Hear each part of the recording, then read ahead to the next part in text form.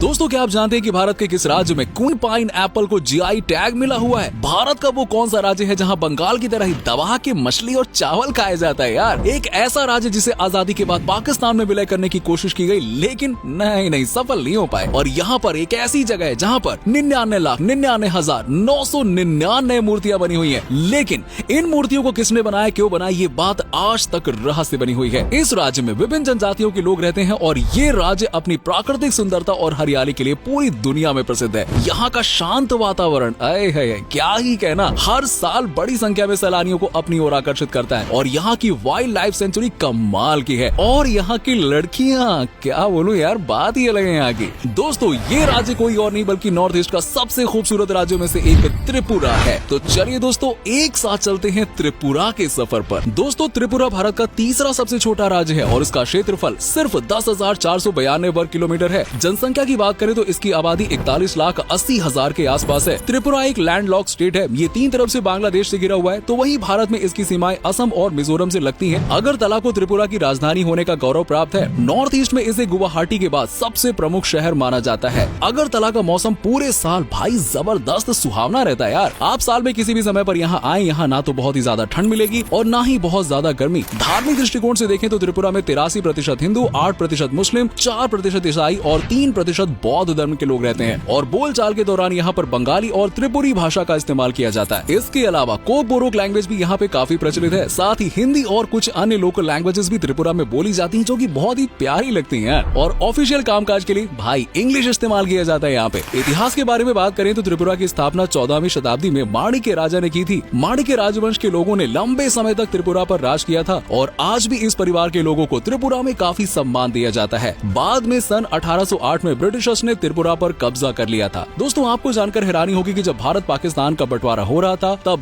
Red Cliff ने त्रिपुरा को east Pakistan के हिस्से में रखा था। सीरियसली गाइस, लेकिन वहाँ के उस समय के महाराजा वीर विक्रम किशोर देव वर्मन ने इसका विरोध किया, बड़ा जम के विरोध किया और कहा कि नहीं, त्रिपुरा तो भारत का ही हिस्सा बनेगा चाहे जो हो जाए। लेकिन कुछ ही समय के बाद महाराज की मृत्यु हो गई और इसीलिए महारानी कंचन प्रभा देवी ने राजगद्दी संभाली और उनकी सूझबूझ और समझदारी के कारण ही त्रिपुरा का विलय भारत में हो पाया। सीरियसली गाइस, नहीं तो पाकिस्तान में चला जाता है। दोस्तों 9 अक्टूबर 1949 को ऑफिशियल तौर पर त्रिपुरा भारत का हिस्सा बना। 1956 में इसे केंद्र शासित प्रदेश का दर्जा दिया गया और सन 1972 में इसे एक पूर्ण राज्य का दर्जा दे दिया गया। आपको बता दें कि त्रिपुरा को एक समय पर कीरत देश के नाम से जाना जाता था। त्रिपुरा का ये नाम कैसे पड़ा, इस बारे में अलग अलग बातें प्रचलित हैं। कुछ इतिहासकारों का कहना है कि त्रिपुरा नाम के एक राजा यहाँ पर शासन किया करते थे और उन्हीं के नाम पर इस जगह का नाम त्रिपुरा रखा गया। तो वहीं कुछ लोगों का मानना है कि त्रिपुर सुंदरी देवी के नाम पर इस जगह का नाम रखा गया है। दोस्तों त्रिपुरा भारत के 7 सिस्टर्स में से एक है। यहाँ की प्राकृतिक सुंदरता अद्भुत है यार।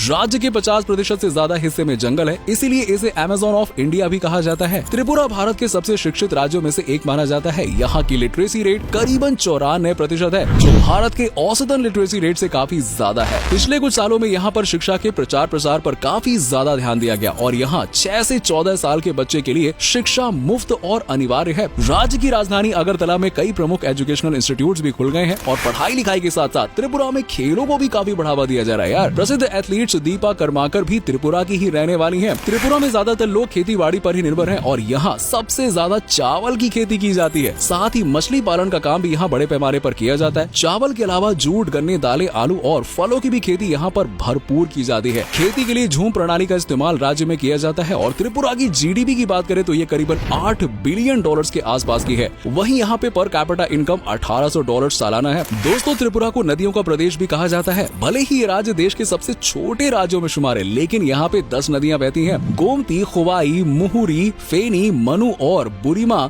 ये राज्य की प्रमुख नदियाँ हैं। इन नदियों की खास बात यह है कि इनका पानी भाई बिल्कुल साफ है यार, बिल्कुल गंदा नहीं है। नदियों को देखकर आपको लगेगा कि वाह, भारत के किस राज्य में ऐसी नदियाँ पाई जाती हैं यार, हमारे यहाँ तो नहीं है। जी हाँ, त्रिपुरा में लोग ना साफ सफाई को लेकर बहुत ही जागरूक रहते हैं और अपनी नदियों को, पहाड़ों को, जंगलों को, इन सब चीजों को वो अपना घर मानते हैं, इनसे अलग नहीं है। यस, और इसीलिए आपको त्रिपुरा में अन्य भारतीय राज्यों के मुकाबले काफी ज्यादा साफ सफाई देखने को मिलेगी। अच्छी बात है ना ये। बात करें त्रिपुरा के लोगों की तो यहाँ के लोग काफी ज्यादा खुले और खुश मिजाज किस्म के होते हैं। इनका स्वभाव काफी अच्छा होता है और लोगों की मदद करना इन्हें बहुत अच्छा लगता है और खासकर मेहमानों का तो भाई ये दिल खोल कर स्वागत करते हैं। और क्या, खेती बाड़ी के काम से फ्री होकर लोग अपने परिवार के साथ टाइम स्पेंड करते हैं। वहीं बात करें त्रिपुरा की लड़कियों की तो तो इन्हें भारत की सबसे खूबसूरत महिलाओं में शुमार किया जाता है। और सारी लड़कियां, सारी मतलब सारी, यहाँ पे सबकी सब बहुत ही खूबसूरत होती हैं और इन लड़कियों को देख सैलानियों का मन त्रिपुरा में ही ठहरने का कर जाता है यार। और हर वक्त त्रिपुरा की लड़कियों के चेहरे पर आपको स्माइल देखने को मिलेगी जो आपको अपनी तरफ अट्रैक्ट करेगी, लेकिन हाँ बच के भी रहना भाई। दोस्तों आपको बता दें कि त्रिपुरा में क्राइम रेट भी काफी कम है। हालांकि पिछले कुछ सालों में राज्य में आतंकी गतिविधियों में काफी इजाफा देखने को मिला है। कुछ असामाजिक संगठन राज्य में रह रहे बंगाली लोगों को और अन्य राज्य के लोगों को बाहर निकालने की मुहिम चला रहे हैं, लेकिन फिर भी त्रिपुरा के लोग मिलजुल कर रहते हैं और त्रिपुरा के लोग काफी कुशल कारीगर भी माने जाते हैं। यहाँ के लोगों द्वारा बनाए गए हैंडीक्राफ्ट प्रोडक्ट्स भी काफी सुंदर होते हैं और ऐसा लगता है कि मानो यहाँ के लोगों के हाथों में ना जादू हो। और साथ ही साथ त्रिपुरा का फर्नीचर भाई बेस्ट माना जाता है यार, सबसे बेस्ट। इसके अलावा बुनाई के काम में ये लोग काफी उस्ताद माने जाते हैं। और अगर बात करें त्रिपुरा के वेशभूषा की, तो पुरुष यहाँ पे रिकुतु गमछा पहनते हैं और सिर पर पगड़ी लगाते हैं। वहीं महिलाएं रिनई रीसा नाम की पारंपरिक वेशभूषा पहनती हैं, जिसमें नीचे स्कर्ट डाली जाती है और चांदी के बने आभूषण यहाँ काफी ज्यादा लोकप्रिय हैं। हालांकि धीरे धीरे वेस्टर्न कल्चर का प्रभाव त्रिपुरा में बढ़ रहा है यार, हमारे पूरे इंडिया में बढ़ रहा है, त्रिपुरा की क्या बोले। और लोगों का लाइफस्टाइल और कपड़े भी यहाँ पे बदलने लगे हैं। दोस्तों किसी भी राज्य की बात करें और वहाँ के खाने पीने की बात ना हो भाई, मतलब बात ही क्या है, अधूरी बात रह जाएगी फिर तो। दोस्तों वीडियो के शुरू में ही हमने आपको बताया था कि यहाँ पर बंगाल की तरह ही ना मछली और चावल भाई दबा के खाया जाता है। यहाँ पे मुई बोरोक त्रिपुरा का सबसे लोकप्रिय डिश है जो चावल और मछली से ही तैयार किया जाता है। और इसके अलावा फ्रेंच डिशेस भी त्रिपुरा में काफी पसंद की जाती है। कछुए, केकड़े और झींगे जैसी सी फूड भी यहाँ पे लोगों की डाइट में शामिल होता है। कुसाई बतवी, वहान मोजडेंग, गुडोक और चुआक आदि त्रिपुरा की प्रमुख डिशेस में शुमार है। अगर आपको नॉनवेज खाना पसंद है ना तो भाई आ जाओ यार, यहाँ पे जन्नत से कम नहीं है जगह। त्रिपुरा का पारंपरिक नृत्य यहाँ की संस्कृति का परिचायक है। यहाँ पर लोग अपनी अपनी परंपरा के मुताबिक नृत्य करते हैं और यहाँ शादी विवाह या फिर धार्मिक समारोहों और त्योहारों के मौकों पर गरिया किया जाता है। और यहाँ रहने वाले रिंग लोग होजागिरी नृत्य करते हैं। इसके अलावा यहाँ पर कई और भी तरह के नृत्य किए जाते हैं, जिसमें त्रिपुरी लोगों द्वारा लेबंग नृत्य, वहीं चकमा लोग बिजू नृत्य और कुकी लोग हैहक नृत्य तथा गारो लोग वांगला नृत्य करते हैं। नाम थोड़े अटपटे हैं लेकिन समझ जाओ यार, इनका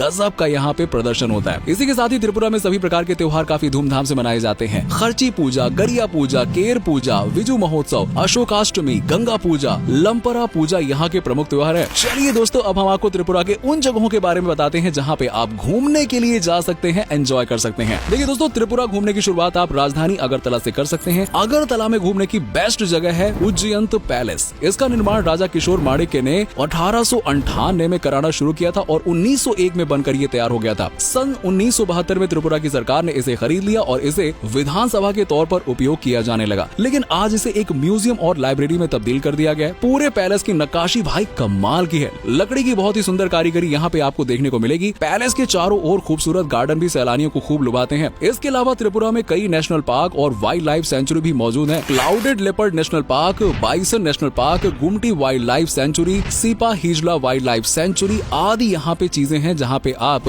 जीवों को यानी कि वन्य जीवों को देख सकते हैं। इन सभी जगहों की खूबसूरती भाई बेमिसाल है। यहाँ पे कई प्रकार के औषधीय पौधे भी पाए जाते हैं और हर साल बड़ी मात्रा में प्रवासी पक्षी भी इन नेशनल पार्क में आते हैं। और त्रिपुरा में कई जगह कॉफी के बागान भी हैं, जहाँ आप नेचुरल ऑथेंटिक कॉफी की चुस्की ले सकते हो और कह सकते हो वाह मैंने ओरिजिनल कॉफी पी है यार। जी हाँ दोस्तों, त्रिपुरा की सबसे प्रसिद्ध जगहों में उनाकोटी का नाम जरूर लिया जाता है। यहाँ पर 99,99,999 पत्थर की मूर्तियाँ बनी हुई हैं। लेकिन किसने और कब ये मूर्तियाँ बनाई ये किसी को नहीं पता। कहा जाता है कि ये सभी मूर्तियाँ एक ही रात में बनाई गई हैं और यहाँ पर शिव जी, विष्णु जी, गणेश जी, माता दुर्गा और अन्य कई देवी देवताओं की मूर्तियाँ बनी हुई हैं। किंवदंतियों और स्थानीय कथाओं के अनुसार भगवान शिव 1 करोड़ देवी देवताओं के साथ कहीं पे जा रहे थे और शाम को विश्राम करने के लिए यहाँ पे रुके और उन्होंने सभी से कहा कि सुबह सूर्योदय से पहले यहाँ से निकल जाना है। लेकिन सुबह होने तक सभी देवी देवता सो रहे थे, सिर्फ भगवान शिव ही उठ पाए थे। उन्होंने क्रोध में आकर सभी को मूर्ति बना दिया। यानी यहाँ जो पत्थर की मूर्तियाँ हैं वो असली देवी देवता की हैं। इसके अलावा त्रिपुरा में नीर महल भी आकर्षक पर्यटक स्थल है। ये महल पानी के अंदर बना हुआ है और कई प्रकार के वाटर स्पोर्ट्स और एक्टिविटीज का आनंद भी आप यहाँ पे ले सकते हैं। त्रिपुर सुंदरी टेम्पल, जम्पुई हिल्स, महामुनि बुद्ध मंदिर, तेपानिया इको पार्क भी घूमने लायक जगह है। और त्रिपुरा जाने का सबसे अच्छा मौसम अक्टूबर से मई के बीच का माना जाता है, क्योंकि बरसात के मौसम में यहाँ काफी ज्यादा बारिश देखने को मिलती है। और त्रिपुरा पहुँचने के लिए आप सड़क मार्ग, रेल मार्ग या फिर हवाई मार्ग का प्रयोग कर सकते हैं। हालांकि हवाई मार्ग इसमें सबसे अच्छा साधन माना जाता है। महाराजा वीर विक्रम किशोर माणिक्य एयरपोर्ट राजधानी अगरतला में स्थित है, जो त्रिपुरा का सबसे प्रमुख हवाई अड्डा है। कुछ बड़े शहरों से अगरतला तक की सीधी ट्रेन भी आपको मिल जाएगी। और त्रिपुरा घूमने के लिए भाई 4 से 5 दिन बहुत यार, इतने में तो आप पूरा त्रिपुरा नाप लोगे यार। यहाँ सबसे अधिक खर्चा आपका ट्रैवलिंग पे ही आने वाला है। बाकी रहना खाना त्रिपुरा में बहुत ज्यादा महंगा नहीं है यार, अफोर्डेबल। तो दोस्तों